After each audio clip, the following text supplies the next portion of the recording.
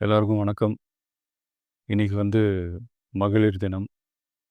தமிழ்நாடு முழுக்க இருக்கிற என்னுடைய அம்மா, அக்கா, தங்கச்சி, தோழின்னு உங்க அத்தனை பேருக்கும் இந்த தினத்தில வாழ்த்து சொல்லாம இருக்க முடியாது.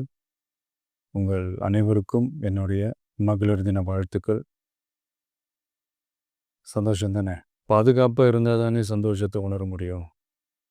அப்படி எந்த பாதுகாப்பும் இல்லாதப்போ, இன்செக்யூரிட்டியா இருக்கிறப்போ, எந்த சந்தோஷமும் இருக்காது தானே! அப்படின்னு நீங்க நினைக்கிறது எனக்கு புரியுது. என்ன செய்ய? நீங்க, நாம எல்லாருமா சேர்ந்து தான் இந்த திமுக கவர்மெண்ட்டை தேர்ந்தெடுத்தோம். ஆனா, அவங்க எப்படி நம்மள ஏமாத்துவாங்கன்னு இப்ப தானே தெரியுது. எல்லாமே இங்க மாறக்கூடியது தானே! மாற்றத்துக்கு உரியது தானே! கவலைப்படாதீங்க.